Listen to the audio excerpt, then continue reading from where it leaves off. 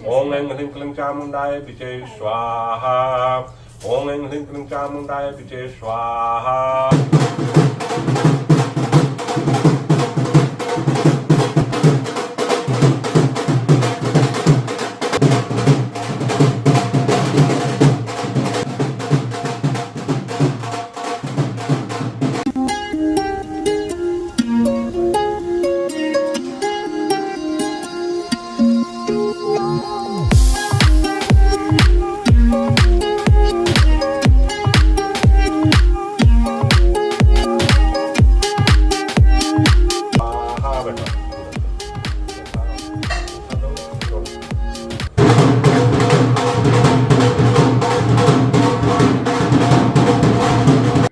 तो व्लॉग को तो मैं वहीं से स्टार्ट कर रही हूँ जहाँ से कि प्रीवियस व्लॉग को मैंने एंड किया था। अब होता क्या है ना कि बड़े बड़े त्योहारों में, बड़ी बड़ी पूजा में, कुछ बड़ा दिन हो तो शूटिंग बहुत ज़्यादा मात्रा में होती है, जिसकी वजह से व्लॉग्स काफ़ी बड़े आ रहे हैं इन दिनों। तो बस वहाँ से जहाँ से मैं व्लॉग को एंड करती हूँ, आपको रिमाइंडर देने के लिए वहीं से स्टार्ट भी करती हूँ। तो शाम का समय है, आरती तो कर ली थी मैंने, दूसरा दिन था गणपति जी का। तो पूरे घर में मैंने धूनी को घुमाया और उसके बाद में एकदम स्पेशल सा मैंने डिनर बनाया अपने गन्नू भैया के लिए। देखिए, रोटी, चावल, पूड़ी, पराठा, सब्जी, खीर, तो इन सब का भोग तो लगाते ही रहते हैं। अब हमारा कैसे मन करता है कुछ अलग खाने का, मेरा तो मन करता है तो कभी पोहा भी बना लेती हूँ। बस उसी तरह से उनके लिए बहुत ही बढ़िया सा स्पॉन्जी जूसी मैंने ढोकला बनाया रात के खाने के लिए। तो यहाँ करने लगी हूँ ढोकले की तैयारी। स्वागत करती हूँ आप सभी का आपके अपने चैनल द लाइफस्टाइल टेल्स में। आप अपना इतना कीमती वक्त निकाल कर मुझसे मिलने आते हैं, व्लॉग देखने आते हैं, उसके लिए आप सभी का दिल से आभार प्रकट करती हूँ। तो तैयारी तो कर ली है, एक बाउल ले लिया है। जैसा मैं बता रही हूँ अगर आपने वैसा बनाया तो बिल्कुल स्पॉन्जी ढोकला बनेगा। 1 कप मैंने पानी लिया है, एक ही बर्तन रखिएगा मेज़रमेंट के लिए। 3 स्पून मैंने डाला है इसमें शुगर, थोड़ा सा नमक डाला है और 3 नींबू मैंने निकाले हैं, जिसमें से पूरे 2 नींबू मैंने इसमें डाल दिए हैं। अब इसमें डाला जाता है जो नींबू का सत आता है, वो भी है मेरे पास, बट मैंने इसलिए इसको डाला है कि हर किसी के घर में अवेलेबल नहीं होता है। हल्दी मत डालिएगा, इससे ढोकले में थोड़ा सा लाल लालपन आ जाता है। मैंने इसमें येलो फूड कलर डाला है, तो थोड़े ही ड्रॉप्स डाले हैं, इतना येलो मोर देन इनफ है। और यहाँ पे मैं छन्नी ले रही हूँ और उसी कप से मैंने नाप के 2 कप बेसन लिया है। तो 1 कप पानी, 2 कप बेसन, ठीक है, ये परफेक्ट रेशियो है। और ढोकला बनने के बाद में मैं आपको दिखाऊंगी कि देखिए जाली और स्पॉन्ज उसमें कितना अच्छा आया है और उसने जूस जो है ढोकले का कितना बढ़िया एब्जॉर्ब किया है। तो परफेक्ट बनेगा तभी ये सब चीज़ें होंगी। अच्छी तरह से मिक्स कर लिया है छान के। बेसन छानना ऑप्शनल नहीं है, ज़रूर से छानिएगा, नहीं तो लम्स आ जाते हैं। बस इसको एक जगह करके मैंने रख दिया इसको 10 मिनट के लिए ढक के, ताकि थोड़ा अच्छे से सेट हो जाए। और ये देखिए आटे की छन्नी, आज इसको मैं आटे की छन्नी में बना के दिखा रही हूँ, नहीं तो केक टीन की ज़रूरत पड़ती है, कोई बाउल खोजना पड़ता है। आटे की छन्नी तो सबके घर में रहती है, इसलिए मैंने इसमें बटर पेपर लगाया है। ये तो ज़रूर इसमें लगा लीजिएगा, क्योंकि नहीं लगाएंगे तो आटे की छन्नी से ढोकले का बैटर निकल जाएगा, ठीक है। तो यहाँ पे मैंने 2 टेबलस्पून रिफाइंड ऑयल डाला है, अच्छे से मिक्स किया है।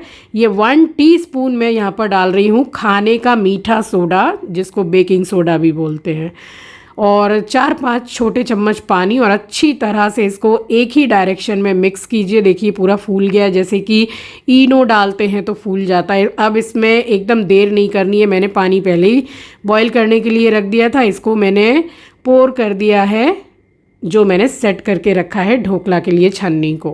तो बस पोर करके इसको और 2-3 बार इसको डैब कर दीजिए ताकि जो एयर बबल्स है वो हट जाएं।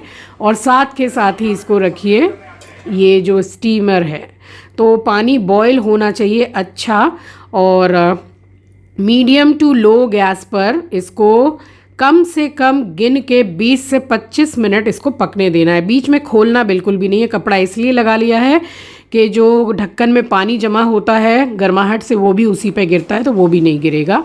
और बिल्कुल बंद रहेगा, स्टीम भी नहीं निकलेगी। ये मैंने 2-3 बार चेक कर लिया था, तो वही दाग है चाकू का, ये देखिए। अभी पूरा 25 मिनट रखा है मैंने इसको और चाकू बिल्कुल साफ़ निकल के आया है, तो ढोकला बन के बिल्कुल तैयार हो गया है। अब इसको ठंडा होने दीजिए, रूम टेम्परेचर पर आने दीजिए, उसके बाद ही डीमोल्ड करना है। बेल बज गई है मेरे घर की जिसकी आवाज़ आपको आई होगी। और बस ये रूम टेम्परेचर पर आ गया, तो ये बटर पेपर को मैंने निकाल दिया, जैसे हम केक बनाते हैं ना, बस बिल्कुल वैसे ही बहुत इजीली निकल गया है। अभी आपको मैं दिखाती हूँ कि देखिए स्पॉन्ज कितना अच्छा आया है, ये देखिए, वाह बड़ा बढ़िया। अब ये तो रूम टेम्परेचर पर आ गया है। अब मैं बनाऊँगी इसका जो पानी है। तो देखिए ढोकले की कई रेसिपी आपको मेरे चैनल पर मिल जाएगी और अलग अलग तरीके के ढोकले की मिल जाएगी, नमकीन मीठा सब। यहाँ थोड़ा जो मीठा होता है डेज़र्ट के रूप में हम खाते हैं, बस उसकी रेसिपी मैं आपको शेयर कर रही हूँ। आप खमन बोल लीजिए, ढोकला बोल लीजिए, हम ढोकला ही बोलते हैं। तो तेल गरम हो गया है, राई डाली है, करी पत्ता, 2-3 हरी मिर्ची को मैंने चीर के डाल दिया है और थोड़ा सा हींग मैंने डाला था, शूट मिस हो गया है, बट आप ज़रूर डालिएगा। आप ढोकले के बैटर में भी हींग डाल सकते हैं, बट मैंने इसी में डाला है। 2-2.5 चम्मच छोटे चीनी डालिए, थोड़ा सा नमक, आधा नींबू का रस, बॉयल आने के बाद में हरा धनिया डाला है। तो चीनी डिज़ोल्व हो जाए तो गैस को कर देना है बंद, बहुत ज़्यादा इसको जैसे चाशनी जैसा नहीं बनाना है। अब इसको मैं पीसेस कर रही हूँ, तो आप समझ सकते हैं कि देखिए स्पॉन्ज काफ़ी अच्छा आया है इसमें। तो बिल्कुल रेसिपी को आप फॉलो करेंगे तो ढोकला ऐसा ही बनेगा। इजी है बनाने में, नाश्ते में भी हम कभी बना ही लेते हैं, और नाश्ते में मैं बनाती हूँ तो नमकीन वाला ही बनाती हूँ मैं। तो इसको कट करके हल्का सा इसमें स्पेस कर दीजिए ताकि जो जूस डालें तो वो अच्छे से एब्जॉर्ब कर ले। ये देखिए, अभी मैं थोड़ी देर के बाद आपको तोड़ के भी दिखाऊंगी। और बिल्कुल गरम गरम जो पानी तैयार किया है इसका सिरप, तो वो बिल्कुल गरम गरम डालिए तो अच्छे से एब्जॉर्ब करेगा ये।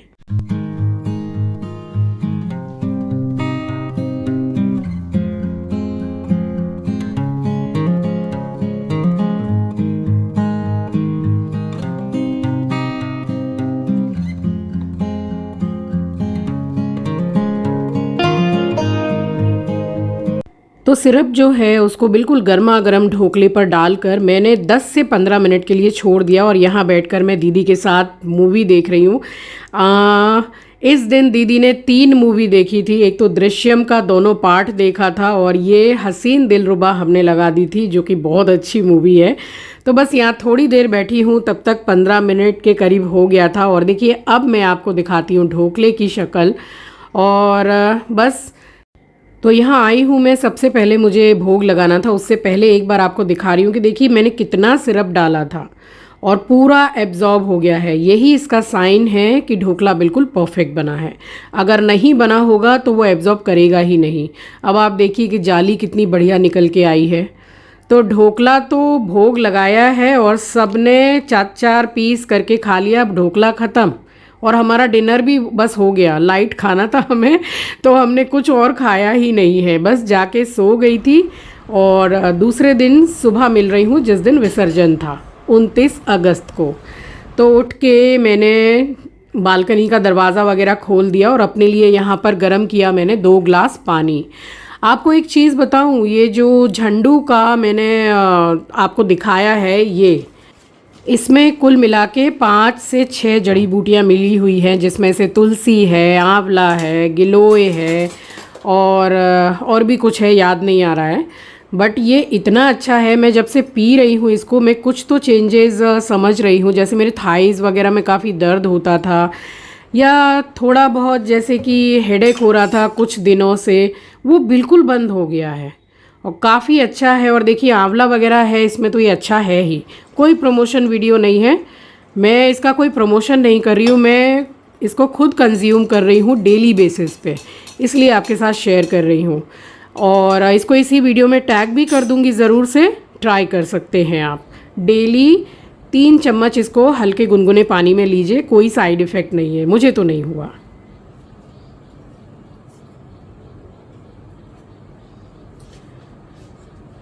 राम राम जी, आप सभी को सुबह की राम राम, सुप्रभात, गुड मॉर्निंग। नहा लियो, एकदम भोर का समय हो रहा है।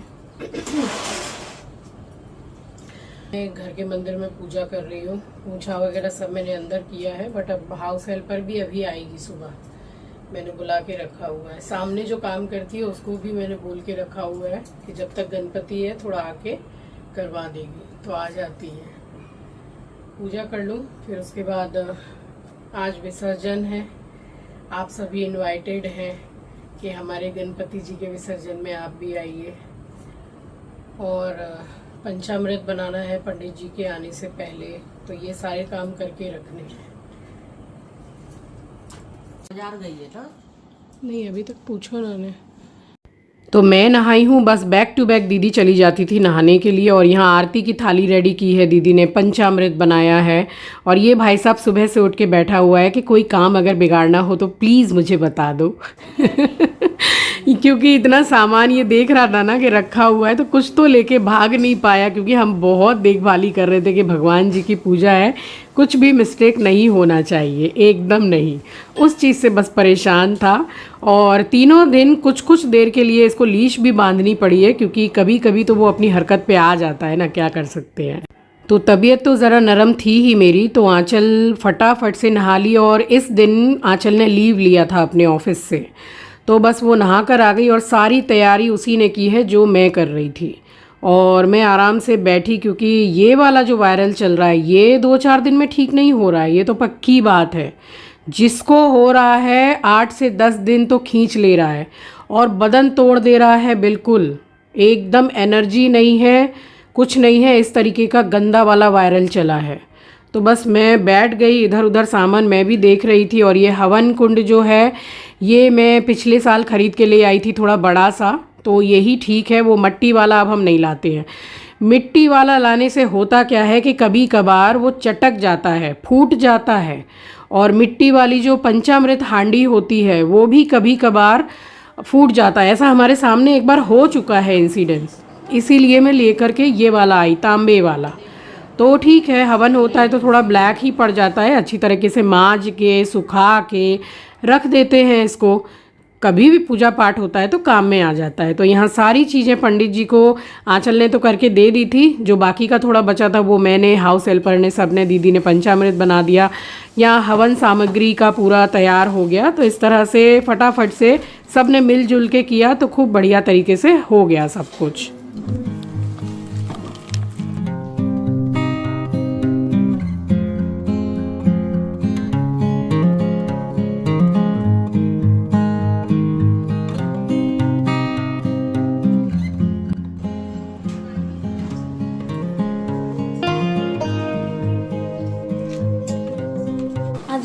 আমি বড় হ্যাঁ ওই তো পিছনে আলাদা করে দুব্বো বলেছিলাম, সেটা এনেছো?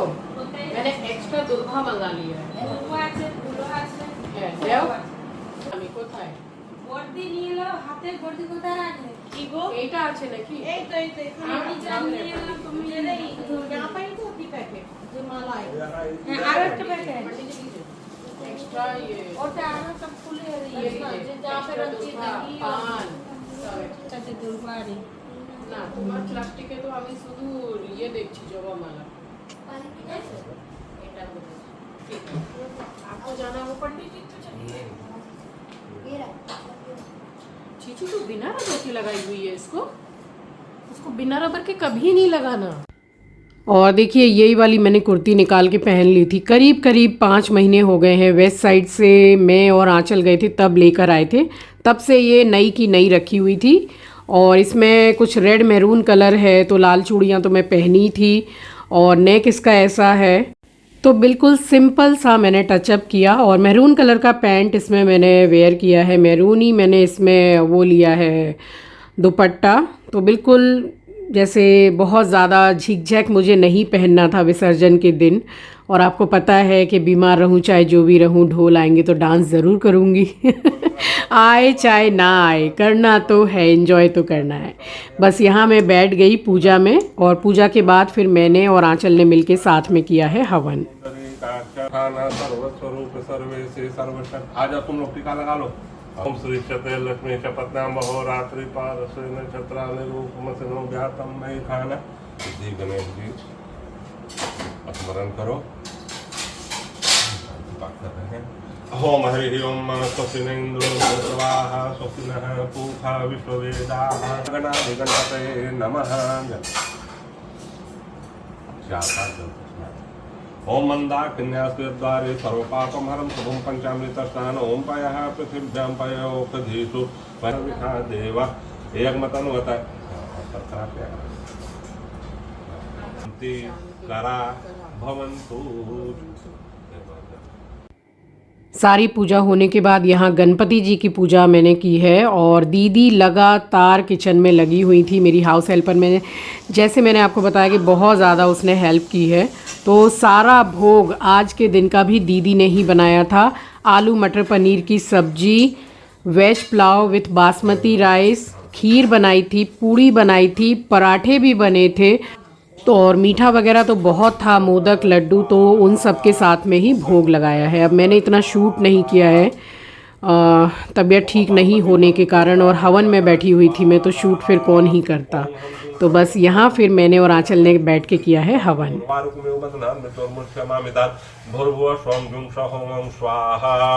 ओम हम जुं स्वामुर्वः स्वाम त्र्यंबकं यजामहे सुगंधिं पुष्टिवर्धनम् उर्वारुकमेव बन्धनान् मृत्योर्मुक्षमामि भूर्भुवः स्वं जुं स्वाहं स्वाहा। ओम नमो भगवते वासुदेवाय स्वाहा। ओम नमो भगवते वासुदेवाय स्वाहा। ओम कर्पूर गौरं करुणावतारं संसार सारं भुजगेन्द्रहारं सदा वसन्तं हृदयारविन्दे भवं भवानि सहितं नमामि। ओम जय गणेश जय गणेश जय गणेश देवा। पान चढ़े फूल चढ़े और चढ़े मेवा, लड्डुअन का भोग लगे संत करे सेवा। लड्डुअन का भोग लगे संत करे सेवा। कामना को पूर्ण करूं जाऊं बलिहारी। जय गणेश जय गणेश जय गणेश देवा। माता जाकी पार्वती पिता महादेवा। फूल चढ़े और चढ़े मेवा, धूप चढ़े दीप चढ़े गणेश देवा। माता जाकी पार्वती पिता महादेव। बोलिए गणपति बप्पा, गणपति बप्पा मंगल मूर्ति, मंगल मूर्ति। बोलिए गणेश महाराज की जय। एस्ट्रो है। हाँ अब खोल दीजिए, वो मुझे लगता था भाग ना जाए इसलिए मैंने बंद कर दिया। आरती कर रही थी तो मुझे पता नहीं हो सकता। मूर्ति से मम्मी कमल गिरा है। मूर्ति से कमल गिर गया? हाँ हाँ मेरे सामने गिरा। कहाँ गिरा? एक तो ये वाला तो कमल है, गिरा है। तो चलिए, मेरे गणपति बाप्पा ने इतना तो संकेत मुझे दे दिया कि वो बहुत खुश हैं पूजा से और सब चीज़ उनको बहुत पसंद आई है। फल मिल गया मेरी पूजा का मुझे। और बस यहाँ मैंने आरती घुमाई है और उसके बाद में फिर सबको प्रसाद बांटा है, पंचामृत।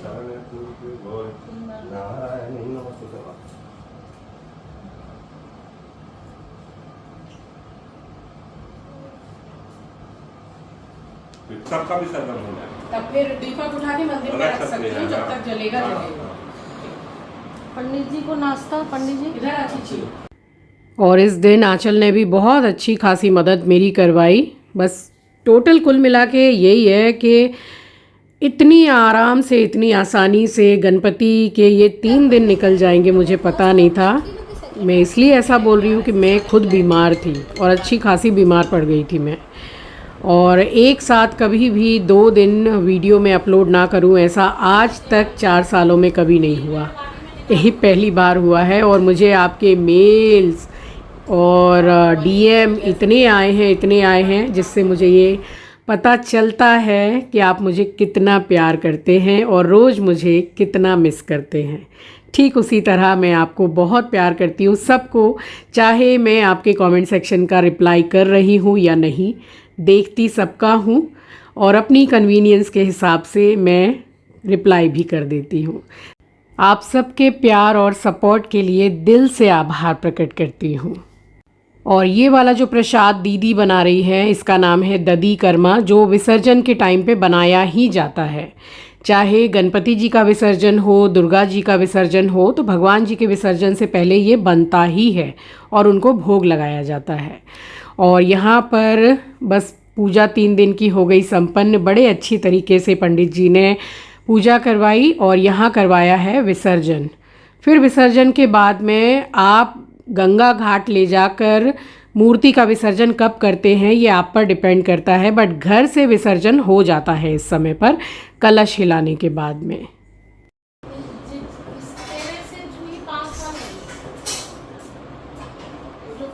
सुनाई नहीं देता है मेरे ख्याल से, पोगो भी थोड़ा शायद नहीं करता होगा जब ये करो।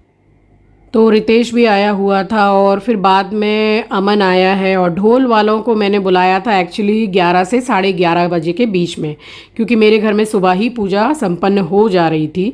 बट वो आए हैं तकरीबन 12:30 का कुछ ऐसे समय हो रहा था।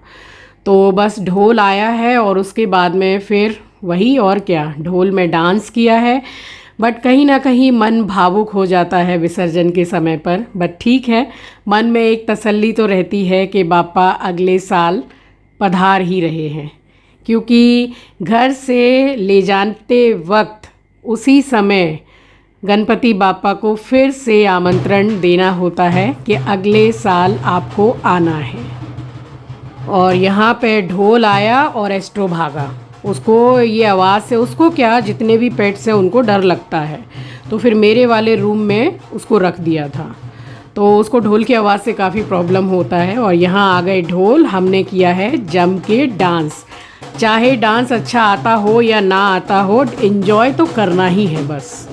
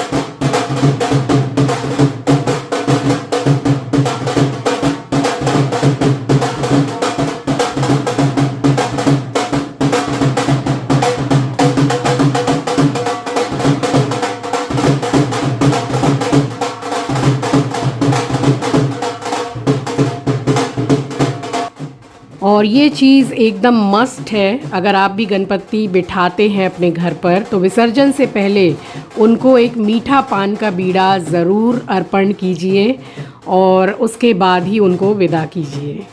तो मैंने यहाँ बलैयाँ ले ली हैं अपने गणपति जी महाराज की, और बस इस टाइम पे मन थोड़ा भावुक हो गया था मेरा। बट वही है कि मन में तसल्ली तो है कि हाँ, मेरे गणपति बापा फिर से अगले साल जल्दी ही आ रहे हैं।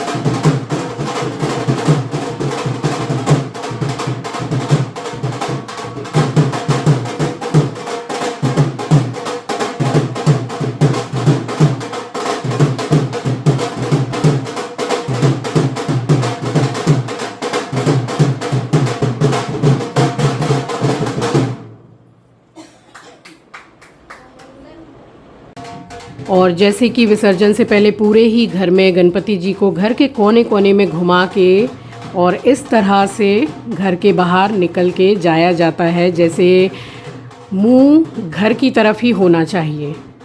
और बड़े ही सुख शांति से पूरा गणपति जी का ये बड़ा त्यौहार, जो मेरे लिए बहुत बड़ा त्यौहार है, बहुत ही सुख शांति से निकला है।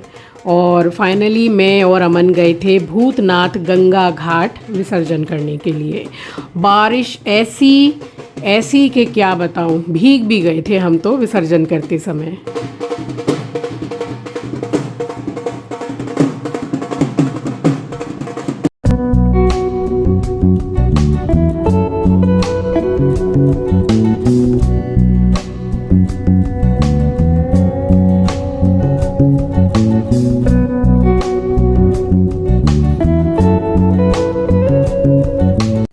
फाइनली हम पहुंच गए गंगा घाट और किया बड़े ही आराम से विसर्जन।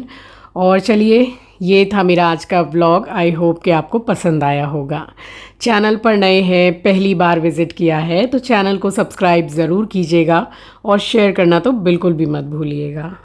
मिलूँगी आपसे नेक्स्ट व्लॉग में, तब तक के लिए अपना ख्याल रखिए, अपनों का ख्याल रखिए। Thank you for watching guys, love you, take care, bye bye.